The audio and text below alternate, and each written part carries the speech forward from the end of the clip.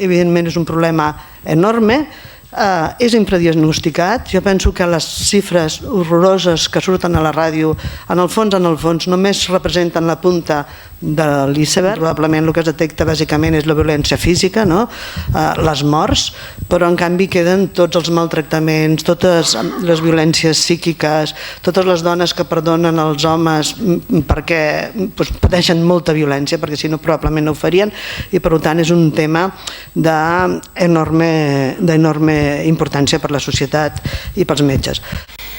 La violència de gènere és una xacra social, evidentment, però és un problema de salut.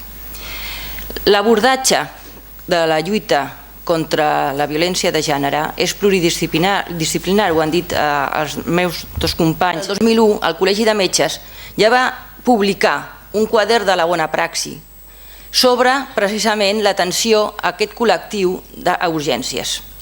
La incapacitat que tu tens de parlar que has sigut dona maltractada, si a més no ho pots demostrar amb un bon blau, i perdoneu l'expressió, costa molt, costa moltíssim.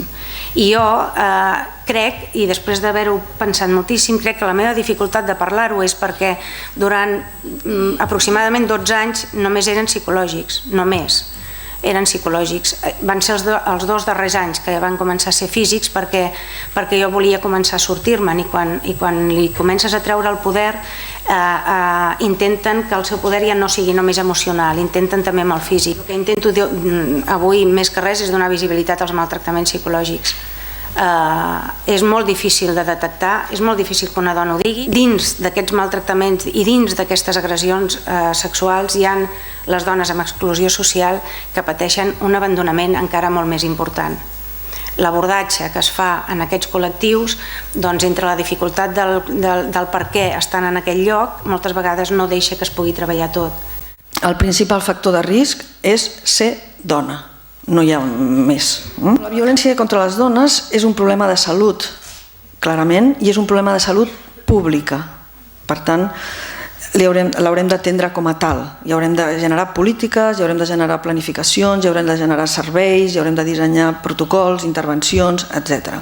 És un problema de salut pública per la seva alta prevalença, ara veurem les xifres, per l'alta mortalitat, desgraciadament, i per l'alta morbiditat en quant a l'impacte sobre la salut tant física, psíquica, sexual de les dones i dels fills. No ens els oblidem, sempre de la mà. Perquè el maltracte és psicològic sempre. És a dir, el maltracte és psicològic. A més pot ser físic i a més pot ser sexual. Però si alguna cosa és el maltractament és psicològic. Perquè el que se maltrata és a la psicologia de la persona, a la manera de ser de la persona, a la identitat de la persona.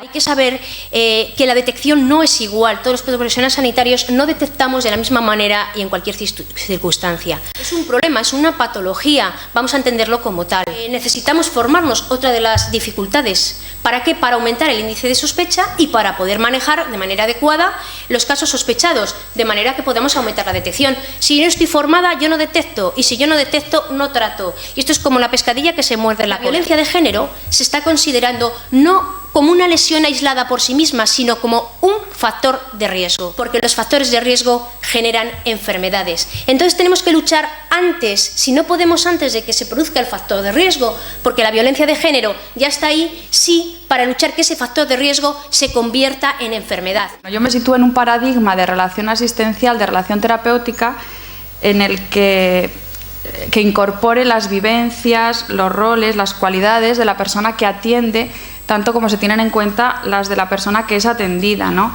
Y hacer de la consulta un lugar de encuentro entre seres humanos, ¿no? Pienso que hay que preguntar siempre, y escuchar esas historias, ¿no? Insisto lo que decía Susana de preguntar. Yo creo que hay que preguntar a todas. Y escuchar en la frecuencia correcta, no solo con la mirada biopsicosocial, sino también del género. Pienso que ha de ser una atención marcada por el ritmo de la mujer desde un rol de ayuda y que nuestro objetivo es que recupere la salud, con o sin separación, con o sin denuncia, ¿no? ¿Qué esperan las mujeres o qué piensan de los médicos, ¿no?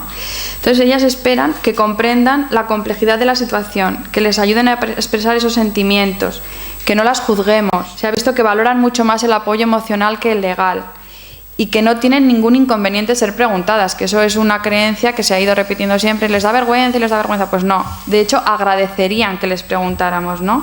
Crec que és important també tenir present, com a metges, saber quina és la informació útil que tenim que donar a la víctima. A part de que després d'una agressió es té que anar a un servei mèdic, que per denunciar-lo no és imprescindible portar l'informe mèdic, però sí que és millor si el presenten, que en la fase de la separació té gran risc de ser agredida novament i que tindrien que prendre mesures, i que a les institucions socials i sanitàries poden trobar ajuda i demanar orientació. Detectar-lo, que seria el primer pas i el més important, fer l'atenció mèdico-sanitària si escau. L'atenció social també, com veurem en el nostre protocol, és molt important, treballar en xarxa i també informar als organismes judicials. Tant se val si són un 9% de les dones de la població general o un 11%, com s'ha dit abans. El cas és que això no ho estem veient.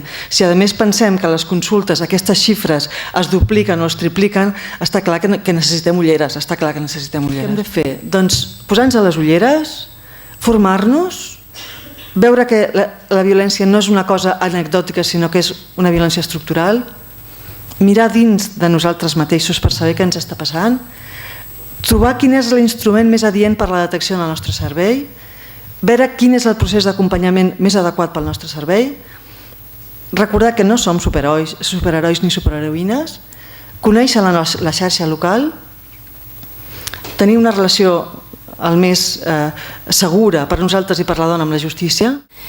La respuesta y el tratamiento que se le dé a la violencia de género, yo creo que es uno de los mayores retos que tiene en estos momentos la sociedad, habida cuenta de los resultados que se están produciendo.